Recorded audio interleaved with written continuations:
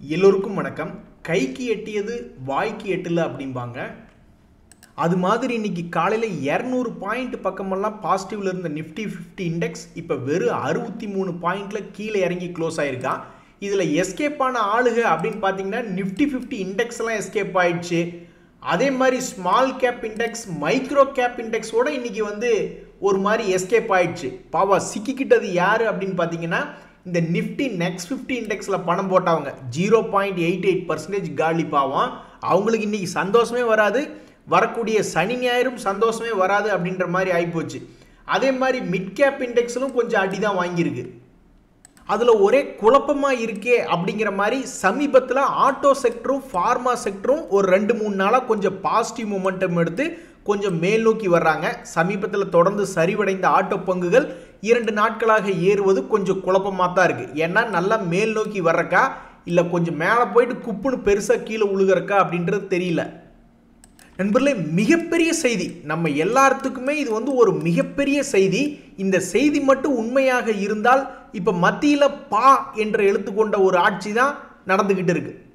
அதை எதிர்க்கக்கூடிய எதிர்கட்சிகள்லாம் தலையில் துண்டத்தான் போட்டு போகணும். இப்படி மட்டும் ஒரு விஷயம் நடந்துருச்சு அப்படின்னா, ஆனால் அந்த பா அப்படின்ற கட்சிக்கு இவ்வளோ பெரிய ராஜதந்திரம் கொடுக்கக்கூடிய ஐடியா கொடுக்கக்கூடிய ஆளுக இருக்காங்களா அப்படின்னு தெரில. அதாவது மீடியாக்களில் என்ன ஒரு செய்தி வருது அப்படின்னா, ஒருவேளை 15 லட்ச ரூபா வரைக்கும் இன்கம் டேக்ஸ் எக்ஸம்ஷன் வரக்கூடிய பிப்ரவரி 1ஆம் தேதி பட்ஜெட் அறிவிப்பில் வந்துருமா அப்படின்ற மாதிரி மீடியாக்களில் பேசிக்கிட்டு இருக்காங்க. பொதுவாக மீடியாக்களில் பெயர் சொல்ல விரும்பாத ஒரு ஆள் இப்படி சொன்னார் அப்படின்னு என்னத்தையாவது ஒன்று எழுதிடுவாங்க. இதே ஷேர் மார்க்கெட்டாக இருந்தால் செபி சொல்லுது, குறிப்பிட்ட டைமுக்குள்ளே அந்த ரூமரை நீ வெரிஃபை பண்ணணும். எக்ஸ்சேஞ்சுக்கு நோட்டீஸ் கொடுக்கும் பொழுது அந்த நோட்டீஸ்க்கு நீ ரிப்ளையா அது நடந்துதா இல்லையா அப்படின்றத நீ தெரியப்படுத்தணும்னு சில டைம் ஃப்ரேம் வச்சுருக்காங்க. ஆனால் அரசியல்வாதிகள் அவங்க மேலே ஏதாவது ஒரு பொருளை கிளப்பி விடுறாங்கன்னா அப்போ அவங்க பதில் சொல்லலாம் அல்லது நோ கமெண்ட்ஸ்னு கூட சொல்லிட்டு போகலாம். அந்த வகையில் உண்மையிலேயே 15 லட்ச ரூபா வரைக்கும் இன்கம் டேக்ஸ் எக்ஸம்ஷன் அப்படின்னு கொடுத்துட்டாங்கன்னா வரலாறுல இந்த பா அப்படின்ற எழுத்து கொண்ட கட்சி மிகப்பெரிய பேர் வாங்கிடும். ஒரு 100 வருஷம் கழிச்சு எடுத்து பார்க்கும்பொழுது ஜிஎஸ்டி அவங்க தான்ப்பா அமல்படுத்தினாங்க, பயங்கரமாக அமல்படுத்தினாங்க, ரொம்ப ஸ்ட்ரிக்டாக. அதன் மூலியமாக அரசு கஜானாக்கு மிகப்பெரிய பணம் வந்தது. அந்த கவர்மெண்ட்டு ஒரு திவாலாகாமல் கொண்டு வந்துட்டாங்க மேலே. அதே மாதிரி அதுக்கப்புறம் இன்கம் டேக்ஸ் அப்படின்றது பொதுவாக 20,000-30,000 தான் கொஞ்சம் கொஞ்சமாக எக்ஸம்ஷன் கொடுத்துக்கிட்டு இருப்பாங்க. திடீர்னு பார்த்தா 7 லட்சத்திலிருந்து 15 லட்ச ரூபாய்க்கு கொண்டு வந்துட்டாங்க. மக்களுக்காக உழைக்கின்ற அரசு அப்படின்ற மாதிரி பேர் வாங்கிறாங்க. பட் இதெல்லாம் உண்மையா, இந்த மாதிரி உண்மையிலேயே நடக்குமா அப்படின்றது நம்ம பொறுத்திருந்தா பார்க்கணும். பட் இப்படி மட்டும் ஒன்று நடந்துருச்சுன்னா மிகப்பெரிய ஒரு, அதாவது எதிர்கட்சிகள்லாம் துவண்டு போக அளவுக்கு இது ஒரு மிகப்பெரிய ஐடியா. பட் இதெல்லாம் நடக்குமா, அப்படி உண்மையிலேயே பண்ணுவாங்களா அப்படின்றத பொறுத்திருந்து தான் பார்க்கணும். மீடியாக்களுக்கு என்ன எந்தையாவது ஒன்று எழுதி விட்டுட்டு கடைசியில் ஐ எம் வெரி சாரின்னு யாரோ ஒருத்தர் பெயர் வெளியிட விரும்பாத ஒருத்தர் சொன்னார், அதை நாங்கள் எழுதிட்டோம் அப்படின்ற மாதிரி எந்தையாவது ஒன்று சொல்லிட்டு போயிடுவாங்க. நண்பர்களே, இன்னைக்கு மிகப்பெரிய சந்தோஷம். இன்னைக்கு லிஸ்டான எல்லா ஐபிஓக்களுமே மிகப்பெரிய சந்தோஷத்தை கொடுத்தது. இந்த சூழ்நிலையில் மறுபடியும் சில ஐபிஓக்கள் க்ளோஸ் ஆகிருக்கு. அது அடுத்த வாரத்தில் லிஸ்ட் ஆகும். அவங்க எவ்வளவு சந்தோஷம் கொடுப்பாங்க அப்படின்னு பார்த்தோம்னு வச்சுங்களேன். யூனிமெக் ஏரோஸ்பேஸ் அப்படின்ற ஐபிஓவை பொறுத்த வரைக்கும் அவங்க ஆல்மோஸ்ட் ஒரு 80%, இன்னைக்கெல்லாம் யோசிச்சு பாருங்க, 150% அந்த மமதா அவர்கள் கொடுத்தாங்க. மமதா அப்படின்ற ஐபிஓ கொடுத்தாங்க, 150% பக்கம் இன்னைக்கு லிஸ்டிங்கையும் கொடுத்தாங்க. அது மாதிரி இந்த யூனிமெக் ஏரோஸ்பேஸ் அப்படின்றது 84% பக்கம் லிஸ்ட் ஆச்சுன்னா எவ்வளோ ஒரு மகிழ்ச்சியாக இருக்கும். ஆனால் அதில் என்ன ஒரு பிரச்சனைனா, உங்களுக்கெல்லாம் பணம் எங்கேயா இருக்குது அப்படின்ற மாதிரி கிட்டத்தட்ட 10 ஐபிஓக்கள் வந்திருக்கு. 10 ஐபிஓக்களும் வேற லெவல் ரெஸ்பான்ஸ். பல்லாயிரக்கணக்கான கோடிகள் பணம் இதில் போய் லாக் ஆகிருக்கு. அந்த வகையில் ரீட்டைல் இன்வெஸ்டர்ஸ் ஆல்ரெடி 59 பேர் ஒரே ஒரு ஷேருக்கு போட்டிட்டு இருக்காங்க. யாருக்கு அந்த லக் அப்படின்றது கிடைக்குதுன்றது தெரியல. அதே மாதிரி இந்த காராரோ இந்தியா கேபிட்டலுடைய கிரே மார்க்கெட் பிரீமியம் என்னால் பார்க்க முடியல. செனோரஸ் ஃபார்மா அப்படின்ற கம்பெனி ஐபிஓனுடைய கிரே மார்க்கெட் பிரீமியம் ஆல்மோஸ்ட் 70% பக்கம் லிஸ்டிங் கெயின் வரலாம் அப்படின்ற மாதிரி பார்க்கப்படுகிறது. அதே மாதிரி இந்த வென்டிவ் ஹாஸ்பிட்டாலிட்டி அப்படின்றதுடைய ஐபிஓ கிரே மார்க்கெட் பிரீமியம் என்ன சொல்லுதுன்னா மேபி ஒரு 10% லிஸ்டிங் கெயின் வர வாய்ப்பு இருக்குது அப்படின்றாங்க. ஸோ சந்தோஷம் பிச்சுக்கிட்டு ஆடுறது எதில் அப்படின்னு பார்த்தோம்னா இந்த செனோரஸ் யூனிமெக்கில் தான் நடக்குது. இன்னைக்கு அடிச்சது யோகம் யாருக்கு அப்படின்னு பார்த்தீங்கன்னா இந்த ஸ்டார் சிமெண்ட் அப்படின்ற ஷேர் வச்சிருக்கிறவங்களுக்கு தான். கடந்த ஒரு மாசத்துல மட்டும் 31% சம்பாரிச்சு கொடுத்துருக்கான். இதுக்கு முக்கிய காரணம் இந்த அல்ட்ராடெக் சிமெண்ட் இந்த ஸ்டார் சிமெண்ட்டை வாங்க போறதாக தொடர்ந்து வந்து ஒன்று செய்தி தான். அந்த வகையில் இந்த ஸ்டார் சிமெண்ட் வச்சிருக்கிறவங்களுக்கு ஏன் இன்னைக்கு யோகம் அப்படின்னு பார்த்தீங்கன்னா, அவங்களுடைய குவார்டர்லி ரிசல்ட்டில் பெருசாக அவங்க சாதிக்கவே இல்லை. செப்டம்பர் குவார்டர்னுடைய ரிசல்ட்டில் அவங்க பெருசாக சாதிக்கவே இல்லை. அப்போ என்ன ஆகும், பொதுவாக மேல் நோக்கி இருக்கிற ஷேர்னுடைய விலை கீழே தான் இறங்கும். ஏன்னா ப்ராஃபிட் ஏர்னிங்ஸ் க்ரோத் அப்படின்றது இல்லை. ஆனால் இந்த ஷேரை வச்சிருக்கிறவங்களுக்கு ஒரு யோகம் பாருங்களேன். ஒரே மாசத்துல 170 ரூபா, அதாவது இயர் லோ அப்படின்ற இடத்துல இருந்து இந்த ஒரு செய்தியினால, இந்த அக்வஷன் அப்படின்ற செய்தி அப்படின்னு போயிட்டு இருந்ததுனால அதனுடைய பழைய ஹையை மிக எளிமையாக வந்து தொட்டிருக்கு. இதனால என்ன ஆகுதுன்னா, இந்த ஷேரை இதுக்கு முன்னாடி எல்லாம் வாங்கினவங்களுக்கு இப்போ ஒரு ஜாலி தானே, நினைச்சா அவங்க வாங்கின விலைக்கோ அல்லது லாபத்துக்கோ கூட வெளியே வருவாங்க. ரிலையன்ஸ் எவ்வளோ பெரிய கம்பெனி, அவனே கீழே கவுந்து படுத்திருக்கக்கூடிய இந்த நிலைமையில இந்த ஸ்டார் சிமெண்ட் இப்படி ஒரு நியூஸை வச்சுக்கிட்டு ஜாலியாக மேலே வந்துட்டான். இந்த ரிலையன்ஸ் இண்டஸ்ட்ரீஸ் பார்ப்போம், எவ்வளோ பெரிய கம்பெனி, பல கம்பெனிகளை வாங்குறவன், அவனே பாவம் போனஸ் கொடுத்ததுக்கப்புறம் 1800 ரூபாய்க்கு அப்புறம் 1200 வந்து படுத்து கிடக்கிறான். மேபி ஒருவேளை இப்படி இருக்குமோ, 1800ல் பாதி கிட்டத்தட்ட 900 ரூபாய். அப்போ 900 ரூபா வந்துட்டு 1800 ரூபா வரலான்னு இது பிளான் பண்ணிட்டானோ என்னமோ தெரியல. நண்பர்களே, இந்த சமயத்தில் தான் மிக முக்கியமான செய்தி ஒன்று இருக்குது. அதாவது நம்ம எல்லாத்தினுடைய போர்ட்ஃபோலியோ நல்ல லாபம் வரணும்னா எல்லா இண்டிசஸ்களும் நல்ல ஒரு 5% 10% ஏறி வந்ததுன்னா நம்மளுடைய போர்ட்ஃபோலியோ நல்ல ஒரு ப்ராஃபிட் அப்படின்ற மாதிரி காணிட்டுவாங்க. அப்போ இப்போ சமீபத்தில் இறங்கி கிடக்கக்கூடிய பல இண்டிசஸ்கள் அடுத்த ஒரு மாசத்துல ஏறுமா? ஒரு உதாரணத்துக்கு இந்த நிஃப்டி பீஸ், அதாவது நிஃப்டி 50 இண்டெக்ஸ் என்பது தன்னுடைய பழைய ஹை, ரீசன்ட் ஹை அப்படின்றது வந்து தொட்டாவே கிட்டத்தட்ட 4% ஏறணும். அடுத்த மாசத்துல ஏறுமா? அதே மாதிரி சில்வர் பீஸ், சில்வரை அடிப்படையாக கொண்ட இந்த சில்வர் பீஸ் அப்படின்ற இண்டெக்ஸ் அவனும் தன்னுடைய லோல இருந்து ப்ரீவியஸ் ஹை, ரீசன்ட் ஹை அப்படின்றது வந்து தொடணும் அப்படின்னு பார்த்தீங்கன்னாக்கா அவனும் ஒரு 6% ஏறி வரணும். அதே மாதிரி கவர்மெண்ட் ஸ்டாக்குகளை அடிப்படையாக கொண்ட இந்த சிபிஎஸ்சி இடிஎஃப் அப்படின்ற மாதிரி எடுத்து பார்த்தா அவன் இறங்கிக்கிட்டே தான் இருக்கான். கடந்த 4 மாதமாக ஆகஸ்ட் மாதத்துலேருந்து இறங்கிக்கிட்டு இருக்கான். இருந்தாலும் இடையில ஒவ்வொரு தடவை சிறுசாக ஏறிக்கிட்டு இருக்கான். அதே மாதிரி அடுத்த மாதத்தில் பார்க்கும்பொழுது சிறுசாக மேல் நோக்கி ஏறி கொடுத்தான்னா கூட அவன் ஒரு 7% ஏறி சந்தோஷத்தை கொடுப்பானா, இல்லை தொடர்ந்து இறங்கி துக்கத்தை கொடுப்பானா அப்படின்றது தெரியல. அதே மாதிரி நிஃப்டி நெக்ஸ்ட் 50 இண்டெக்ஸ் அவனுமே நீங்கள் பார்த்தீங்கன்னாக்கா அவன் இங்கிருந்து ஏறணும், இந்த மந்தில் சப்போர்ட் எடுத்து அவன் ஏறணும்னாக்கா அவனும் தன்னுடைய 2 வார ஹை அப்படின்றத மறுபடியும் போய் தொட்டானா கூட கிட்டத்தட்ட 8% ஏறி வரணும். அதே மாதிரி தொடர்ந்து இறங்கிய ஆட்டோ இண்டெக்ஸ், ஆட்டோ பீஸ் அப்படின்றது அவனும் தன்னுடைய ரீசன்ட் ஹை வந்துனா கூட போதும், அவனும் ஒரு 5% பக்கம் மேல் நோக்கி ஏறி வரணும். இதெல்லாம் மேல் நோக்கி ஏறி வந்ததுன்னா இதெல்லாம் இண்டிசஸ். அப்போ டோட்டல் மார்க்கெட்டுக்கே சந்தோஷம் என்பது வரும். ஸோ சந்தோஷத்தை கொடுக்க போகிறாங்களா, துக்கத்தை கொடுக்க போகிறாங்களா அப்படின்றத பொறுத்து இருந்தால் பார்க்கணும். அடுத்த மாதம் ஒர்த்து வருமா, ஒர்த்து அப்படின்ற மாதிரி பாவம் நிறைய பேர் இந்த பிடிசிஎல் போன்ற பங்குகளெலாம் ரிஸ்க் எடுத்து ஹோல்டு பண்ணியிருப்பாங்க. ஏன்னா ஒரு ஷேரே 13,000 ரூபாய், 10 ஷேர் வச்சுருந்தாவே 1.5 லட்ச ரூபா கிட்ட ஆயிடுச்சு. இது சமீபத்தில் என்ன ஆச்சு அப்படின்னு பார்த்தீங்கன்னா கிட்டத்தட்ட 3 மாத காலமாக 2 மாத காலமாக ஒரே இடத்துல சுற்றிக்கிட்டே இருந்தான். கடைசியில் பார்த்தா லோ ரேட்லேருந்து கணக்கு பார்த்தா இப்போ கிட்டத்தட்ட 20% ஏறிட்டான். ஸோ அந்த ஷேரை வச்சுருக்கிறவங்க பரவாயில்ல, இது ஹோல்டு பண்ணதுக்கு ஒர்த்து வருமா அப்படின்ற மாதிரி சந்தோஷமாக இருக்காங்க. அதே மாதிரி 2 சந்தோஷமான செய்தி. லோ லெவல்ல இருந்து மிக சாதாரணமாக திரும்பி ஒருவேளை ஏறிடுவானோ அப்படின்னு இந்த ஷேரை வாங்கி வச்சு பாவம் நொந்து போயிருக்கிறவங்களுக்கு இன்னைக்கு சந்தோஷத்தை கொடுக்கக்கூடிய ஷேர்கள்னு பார்த்தா இந்த ஜிஆர்எஸ்சி ஷேரும் கொச்சின் ஷிப்யார்டு ஷேரும். இந்த ஜிஆர்எஸ்சி ஷேர் ஏற்கனவே 200 days மூவிங் ஆவரேஜ் கீழே போய் ஒரு தடவை ஏற முடியும்னு ட்ரை பண்ணியிருக்கான். அதுக்கப்புறம் மறுபடியும் கீழே இறங்கினவன் 200 days மூவிங் ஆவரேஜ் கீழே போகல. ஸோ ஒருவேளை இவனுடைய வாழ்க்கையில் இறங்கும் முகத்தை நிறுத்திட்டு ஒருவேளை ஏறு முகத்துக்கு முயற்சி செய்கிறானா அப்படின்ற ஒரு ஆசை இந்த ஷேரை வச்சிருக்கிறவங்களுக்கு பாவம் வந்திருக்கு.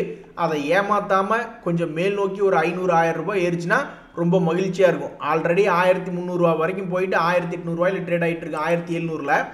அதே மாதிரி தான் சேம் டிட்டோ கொச்சின் ஷிப்யார்டு அதே மாதிரி தான் வீக்கான மாதிரி காமிச்சிக்கிட்டு மறுபடியும் முயற்சி பண்ணி மறுபடியும் கீழே விழுந்து இப்போ மறுபடியும் ஏறலாமான்னு பார்த்துக்கிட்டு இருக்கான். அப்போ அவனுடைய ட்ரெண்டு ஒருவேளை இப்படி கீது போகுதா அப்படின்ற எதிர்பார்ப்பு. இப்போ இவனுங்கெல்லாம் ஏறாமல் இன்றைக்கி ஒரு 15-20-30% இறங்கியிருந்தா இது யாருக்கு நம்பிக்கை வந்திருக்காது. பாவம் அந்த ஷேரை வச்சுருக்கிறவங்கெல்லாம் கஷ்டகாலண்டா அப்படின்ட்டு போக வேண்டியதான். பட் இருந்தாலும் இன்றைக்கி இவனுக்கு ஏறி இருக்கிறதுனால இன்றைக்கி இந்த ஷேரை வச்சுருக்கிறவங்களாம் ரொம்ப மகிழ்ச்சியாக இருக்காங்க. அது மட்டும் இல்லை, தொடர்ந்து ஏறணும் அப்படின்னு பிரார்த்தனை பண்ணிக்கிட்டு இருக்காங்க.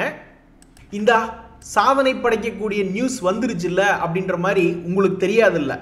ஆர்பிஐ வந்து சில இண்டிவிஜுவல் ஸ்டாக்ஸ்களை பொறுத்த வரைக்கும் அவங்க ஏதாவது ஒன்று அப்சர்வ் பண்ணி அவங்களுடைய ப்ராடக்ட்ஸை தடுத்து நிறுத்துறாங்க அல்லது அந்த கம்பெனியே தடுத்து நிறுத்துறாங்க, அப்படி இப்படின்னு ஏதாவது ஒரு செய்திகள் வருதுன்னு வச்சுங்களேன், உடனே அந்த ஷேர் பயங்கரமாக வால்டிலிட்டி காமிக்கிறான். சமீபத்தில் கூட மணப்புரம் ஃபைனான்ஸ்னு நினைக்கிறேன் பயங்கரமாக இறங்கிட்டு அப்புறம் பயங்கரமாக ஏறினான். அந்த வகையில் இப்போ ஆர்பிஐ வந்து மொத்த பேங்கிங் இண்டஸ்ட்ரிக்கே ஒரு நியூஸ் சொல்கிறாங்க. எல்லாம் பார்த்துருங்கப்பா, அன்செக்யூர்டு லோன், அதாவது ஏதாவது ஒரு கேரண்டி வாங்கிட்டு லோன் கொடுங்க, ஏதாவது ஒரு அசட்டை வாங்கிட்டு அதை பிளட்ஜ் பண்ணிக்கிட்டு லோன் கொடுக்குற மாதிரி கொடுங்க அப்படின்ற மாதிரி தான். அப்படி இருந்தால் தான் கடன் கொடுக்குறவங்களுக்கு எந்த பிரச்சனையும் இல்லை.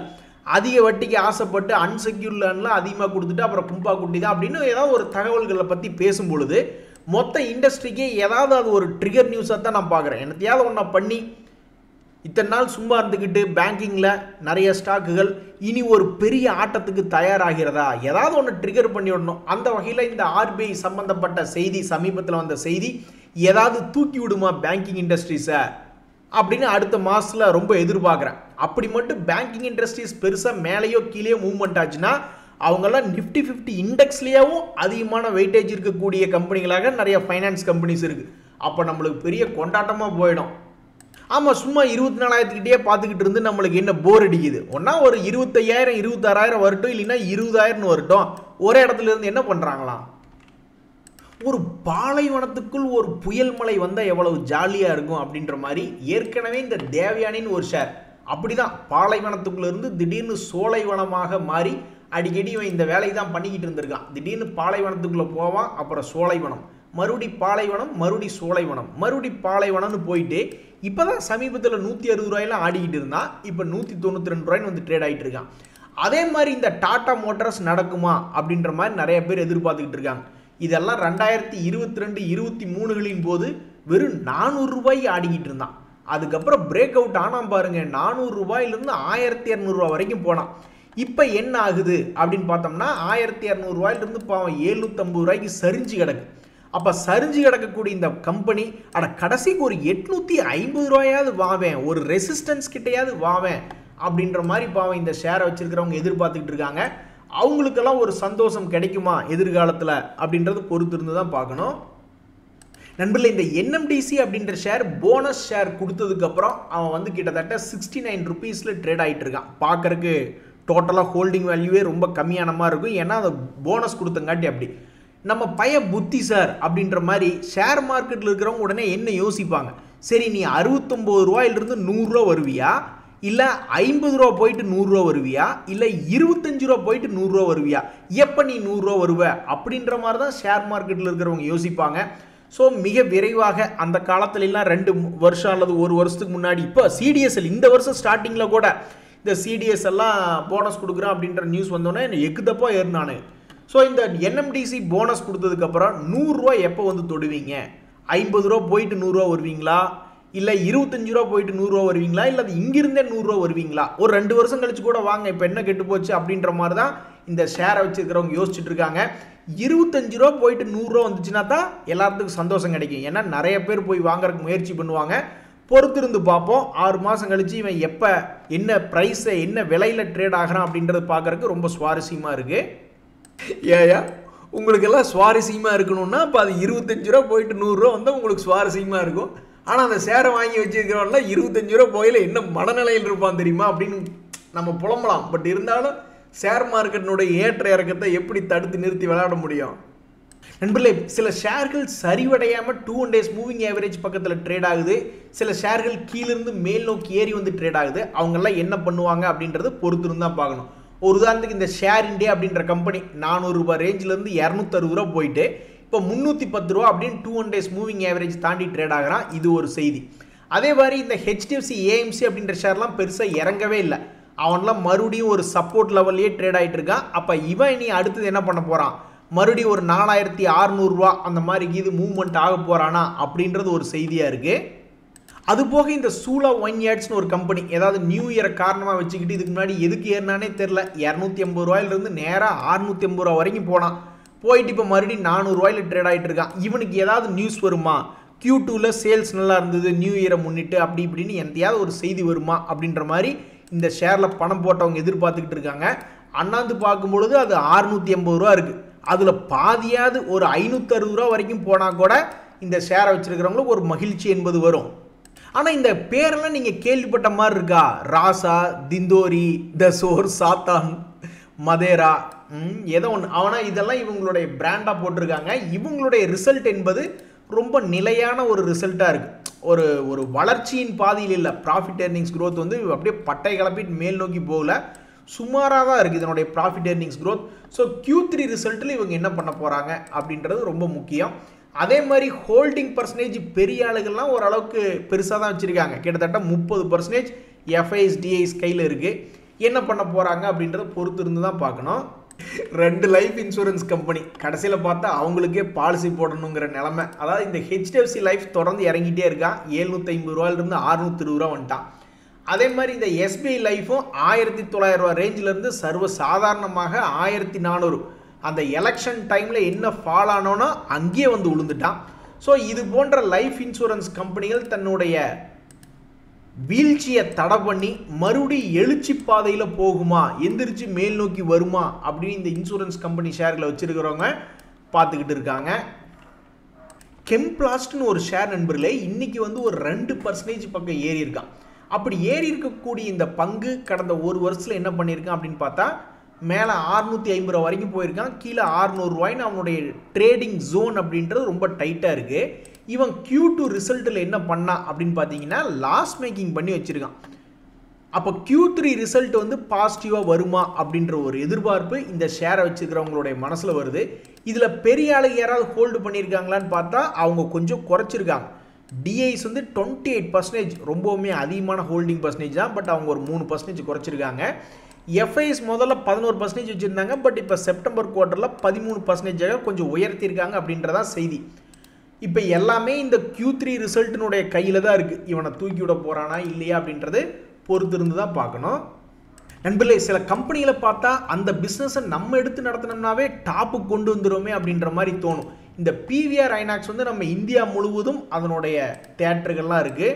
ஸோ அப்போ அந்த சமயத்தில் பார்த்தோம்னா தற்போதைக்கு இவன் என்ன பண்ணிக்கிட்டு இருக்கா, 2023 பார்த்தீங்கன்னா 1300 ஒரு 1700 போக வேண்டியது, மறுபடியும் 1300 வர வேண்டியது, மறுபடியும் 1700 போயிட்டு இப்போ மறுபடியும் அவன் 2023 என்ன லோ லெவல் இருந்தானோ அங்கே வந்து விழுந்துட்டான் 1300. இதுக்கு முக்கிய காரணம் நல்ல அருமையான படங்கள் வருவதில்லை.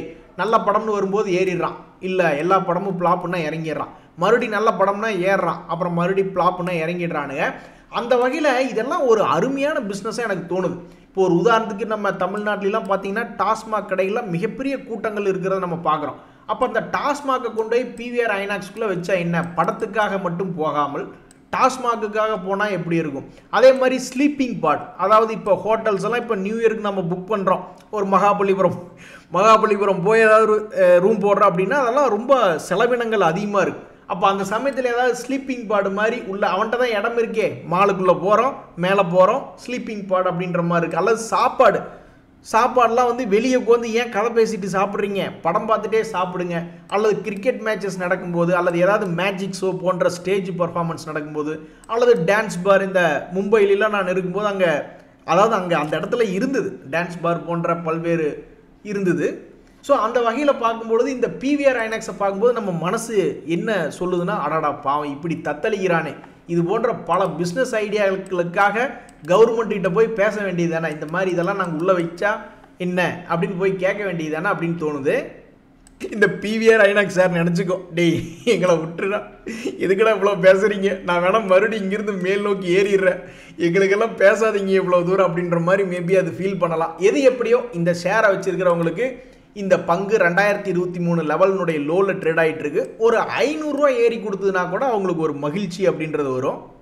அது மட்டும் இல்லைங்க நண்பர்களே, டாடா பவர் போன்ற முன்னணி கம்பெனிகளும் ஒரு மாதிரி கீழே விழுந்து கிடக்கிறான். எந்திரிச்சு மேல் நோக்கி வந்ததுன்னா ரொம்ப சந்தோஷமாக இருக்கும். நிறைய பங்குகள் மந்த்லி லோனில் இந்த வேதந்த் ஃபேஷன்ஸ் போன்ற கம்பெனிகள், APL அப்பல்லோ டியூப்ஸ்லேயும் அதே மாதிரி ஒரு நியூஸ் என்ன அப்படின்னு பார்த்தீங்கன்னா, மேல் நோக்கி ஏறுற மாதிரி காமிச்சிக்கிட்டு மறுபடியும் 21 days மூவிங் ஆவரேஜில் வந்து இது எதுக்கு இப்படி ஒரு வெட்டுக்கிளி மாதிரி மேலே போகிற மாதிரி ஆசை காமிச்சு கீழே வந்து மறுபடியும் மேலே போய் ஏன் இப்படி பண்ணிக்கிட்டே இருக்கானுன்னு தெரியல.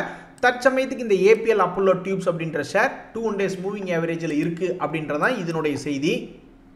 சரிங்க நண்பர்களே, இன்றைய தகவல் அனைத்தும் உங்களுக்கு உதவியாக எனக்கும் மகிழ்ச்சி தான். ரொம்ப நன்றி, வணக்கம்.